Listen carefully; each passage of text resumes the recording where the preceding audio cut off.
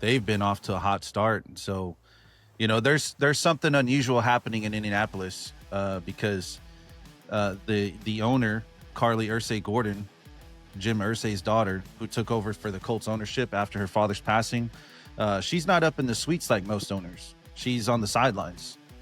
And she's not just standing there either. She's wearing a headset. She's listening to staff communications. And the Colts are off to a 7-1 start with Daniel Jones, which I know that caught everyone by surprise. But she was asked for her reasoning why she stands on the sidelines like that. She said primarily it's for accountability, but also to learn the game because she's obviously new to the whole thing. But when she spoke of accountability, she said that by hearing the calls in real time, the communication between the coaches and the players, she knows when the mistakes fall on the players and when they fall on the coaches. And it's something that we've just never seen before from an NFL owner. And so I just wanted to kind of get y'all's opinion on that. Is, do you think if that's the new model for what an actively involved owner looks like? Because like I said, we've never seen anything like this. I, I wouldn't say it's a new model. I think it's just like a her thing, and I kind of dig it because it shows or not. I would say her passion, not something what I'm looking for. She's taking initiative into figuring out something she doesn't know, Exactly. and she has I mean, being the owner, she has the biggest cheat code. She can do whatever the fuck she wants. So hey, yo, Absolutely. let me put a headset on. Let me hear what y'all are saying. And I mean, think about how fast you learn the game. Not listening to freaking Chris Collinsworth glazing Patrick Mahomes, but you know your coaches and your players doing it in real time. Like I don't know.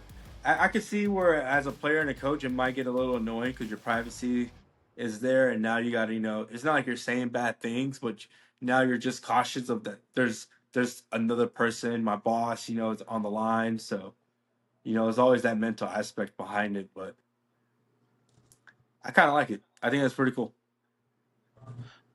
Cisco, what do you think? I think it's a great thing. It's kind of like in the real world, right? You see like your boss working with you. It just creates that like it makes everyone like work, but not like in a bad sense. Like, hey, if my owner's willing to work, I'm gonna work too. So it just holds everyone to that high standard, but it also betters her in learning the game more too, right? So if the players and coaches see that, hey, she's willing to learn the game like through us, like shoot, we're gonna go out there and perform for her, because she's the one signing our paychecks. So if she's Valid. willing, Right. if she's willing to put in the work, we're willing to put in the work too. And showing her the right way. You know what I Right. mean? Because think about how many owners are just naturally sitting up in their suites, completely disconnected from football. It's like they let the football guys do the football things. They're the owner. Yeah, they go to the NFL meetings, right? But outside of that, they're really not involved. I mean, that's why they hire a general manager. That's why they hire, their what do they call it? Like the operations Not director of Jerry Jones. operations. Not Jerry Jones. Right. He knows more than we'll ever remember. So, but nonetheless, right? You don't see that. Look at Mr. Kraft with the Patriots, right? That dude is not involved. He's out there making calls trying to get laid from a masseuse. You know what I mean? So it's Hey, like you're gonna get us canceled over here. He's gonna shut us down. I don't give a shit, bro. He's gonna pay to shut us down. I'm just saying that like, a My lot of first these payday. owners are Hell yeah. completely disconnected from the team. That's why they hire people to do those kinds of things, to Right. make to manage those people. But I like it better, like what you said, Luke, right? Or Cisco is like that she's involved, and she's involved. She doesn't know. She's admitting to you that she doesn't know. But hey, I'm willing to come out here. I'm willing to learn as long as you can show me how it's done.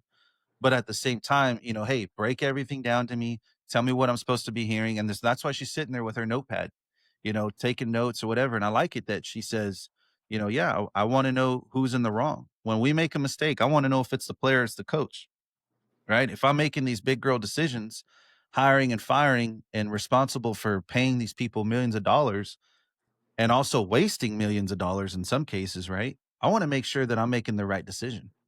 Right. And how can you disrespect that? Right. Well, Absolutely. I think it also just elevates the players and coaches. You know, just like you're saying, 100%. like because if the Yeah. owner's willing to put in that work, they're gonna put in that work too. It's just it's just like you see it out in today's world, right? You always see a lot of managers or whatever disconnected from whatever it is, and it's like I'm not gonna. Why am I gonna put my fourth effort in here? He's not even he or she's not even helping, you know. Right. Yeah. And think It's always about cool it. when the managers go to battle with you. Or and I mean, it's also bad too when if you know more than what the manager, in this case, the owner knows, right? It's like they should know more than you. Well, I was going to So say, think about how that could be empowering them, yeah, right? The coaches and the staff, right? They know that their owner doesn't know it, and it's like, she doesn't know a whole lot of things that's going on. So it's like, man, we need to make sure that we do right by her because yeah, just like Loop said, right? She's the one signing our paycheck. She could fire us because she doesn't know any better. So let's make sure that we show her what it looks like correctly. And so I just, speaks to the empowerment that they probably feel to themselves to say, you know what, let's work with, let's collaborate with everyone together as a team. Let's work collectively as a whole, to not only help ourselves improve, but to also help our owner and empower our owner to be able to make the correct decisions if and when we do mess up. You know what I right, mean? Yeah. And then it's always good to just get a blind set of, or I say a blind, but that's probably not the right word to use. But it's always good to get a untrained set of eyes in there who is not accustomed to seeing all the bullshit over and over and over again, right? It's better to get a new pair of eyes in there to see what's going on because maybe she might be able to spot something out that they can't I see. can see right. Just because this is Norm, business just as it's a usual to norm. them. Yeah, it's a Yeah, norm. this is all muscle memory for everybody, right? But it's new to her, Yeah. so she's looking at it through a different lens, so she might be able to call something out that someone else might not be seeing, and who knows, maybe that's what's been going on, and it's just been making them better for it. 7-1 start, man, you can't be mad at that. Yeah, No, not at all. One of the dude. hottest And hottest teams in the NFL right now. dude, Hon- and With the JT MVP, with the JT yeah, for MVP MVP, running back, bro. bro, you got 2 MVP race players right there, bro. Did I say that right? 2 players in the MVP race, my bad. race. Yeah, I saw a stat and it said, um, if Saquon, well, it was a picture. He said if Saquon didn't win the MVP, then Josh Taylor shouldn't win the MVP. Jonathan Jonathan Taylor. Taylor. Jonathan Taylor, my fault. Jonathan Taylor should win the MVP. My fault. Yeah. And then it said Saquon Barkley had 15 touchdowns that year. He has Taylor 12, has right? Taylor has 15 right now. Oh, dude, 15. Sit down. Your conversation, your argument is not valid. Well, Fuck! I will say, Jalen Hurts did steal a lot of his touchdowns. and Yeah, I agree. I hate to get off topic and but that wouldn't be a bad conversation to get into, right? Because the reality is that most likely he won't win MVP. That's the No, shitty which is part. bullshit. That's the shitty part about it, right? But that's where the NFL I think needs to they need to, maybe not the NFL, but whoever's in the AP voters, Yeah, right? The people who are in charge of voting for the MVP, I think that they need to start realizing that, you know, they always say that the quarterback gets the award first because they touch the ball every single play. And so they're responsible for distributing that ball. And I'm not disagreeing with that argument there, but one could easily argue that if it's not for your running back half the time establishing that run game, that your pass game wouldn't be what it is without your running back. There's only a Absolutely. handful of quarterbacks that can deliver the goods without a running game, and they're rare. They're a rare quarterback. They're not everywhere. You can't just pluck them off of a tree, like a leaf on a tree. You can't just do that, right? yeah. They need that run game to be established. And so without that run game, what good are you? Without an offensive line, what good are you? Yeah, Well, who's that's where Jonathan Taylor's run game comes into play for Daniel Jones' passing ability. That's where that plays hand in hand. So Yeah. I mean, think about how much attention Jonathan Taylor is attracting to him, to where that pass game is so wide open that it's 10 times easier for Daniel Jones. You look at Daniel Jones when he had Saquon Barkley. when Brian Daboll first got to the Giants that first year. They went off. Daniel Yeah. Jones had a great season. Saquon Barkley had a great season. They made it to the playoffs. They both look great, but then the following season, Saquon gets hurt and that run game's not established anymore. Daniel And Jones goes back to looking like, a seventh round draft pick. So, well, yeah. so I was gonna ask. So, I mean, obviously this year Jonathan Taylor's popping off. Last year, I think we could all agree Saquon popped off. With these years back to back, do you think they reset the market for running backs? Well, Saquon already reset the market himself, and so did um McCaffrey, no. no, Derrick Henry. Both of them reset the market. I mean, but Saquon alone himself was a big push for that. You know what I mean? I don't think that the market's going to get reset, unfortunately, because I think that the league just views them as an expendable commodity. Yeah, Unfortunately, at the end of the day, it is what it is.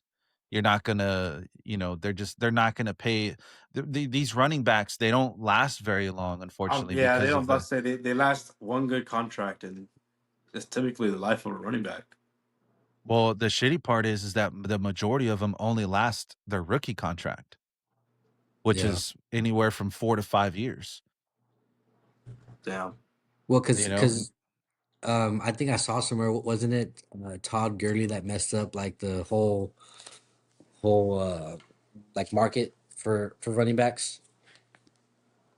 no, I mean this has been an ongoing battle for years. I mean it's been like this for God knows how long. Now, Todd Gurley, can be a form of an example as to why you wouldn't want to spend so much money on a running back.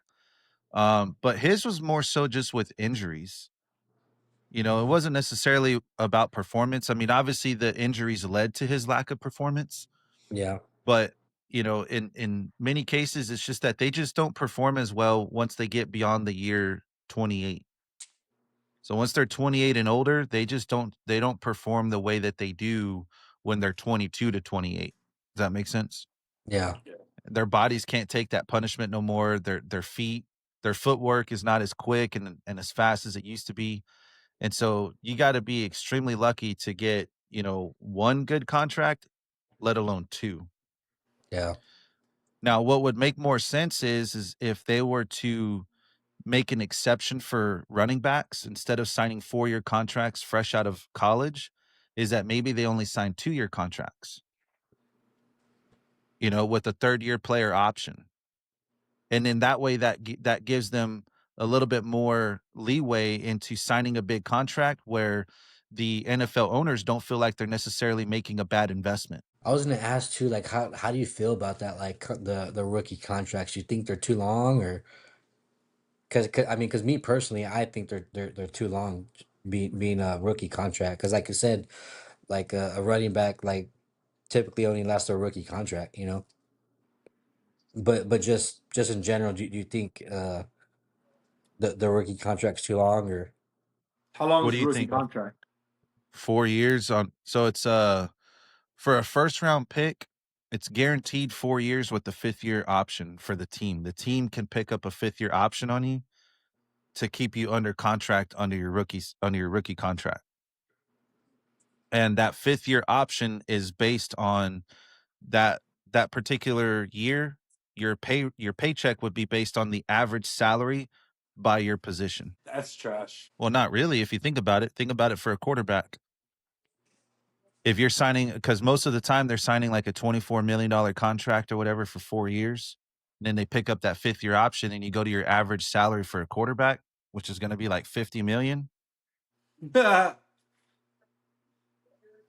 Yes, what about sir. like for everyone else though, you know, like Everyone where else where is they all can't. so everywhere else is a 4-year contract, if I'm not mistaken.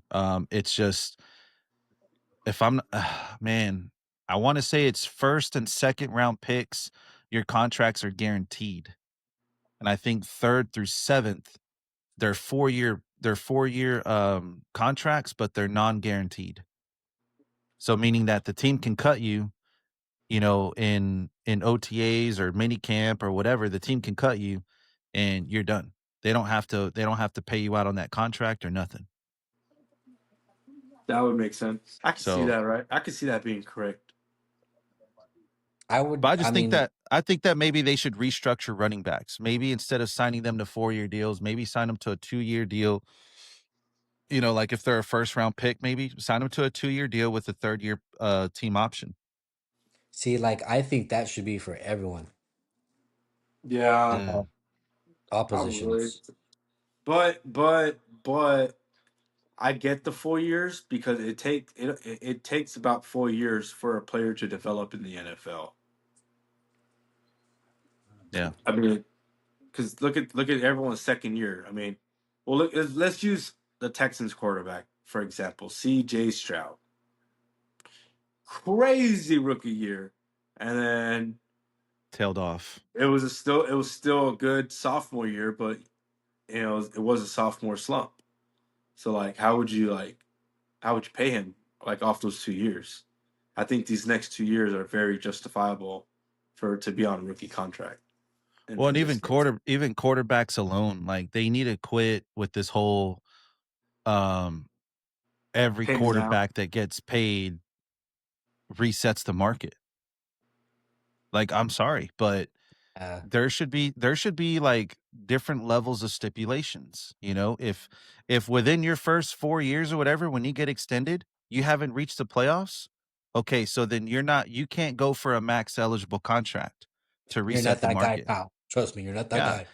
If you don't have like a certain percentage of winning record, if you don't have a certain completion percentage or a certain QBR rating or something of that nature, like you shouldn't just get paid fucking $50 million, $60 million just because you're the starting quarterback. Yeah, Like no, I'm sorry, Tua. but I know that the players in the NFL completely disagree with that. Oh yeah. But in that same note, those are also the same players that are complaining about why they can't get paid. Well, it's because you have to pay 40% of the cap space goes to your quarterback, quarterback. goes to Yeah, one person only. Like, get realistic with it. You know what I mean? yeah. Well, I mean, like everyone wanting top money, but not a top performer. It's crazy. Yeah, but no one thinks to, and this is also what made Brady the GOAT. Yep. Is that dude took less money so that way they can pay other players to get top tier talent on that squad. Yep. And I'm sorry, but none of these in this day and age, the players are too selfish to get their own money rather than It's like thinking about the less. team. Yeah, Yep. I used to always talk about that, and because Brady'd be like, "I don't need the salary. I got endorsements." Like, Exactly. These guys get paid killer fucking money, bro, through endorsements, through car insurance commercials and um, health commercials and all this other stuff that they get involved into. Lowe's and HEB, local grocery stores, like, yeah, bro, they're making hand over fist money. But whatever.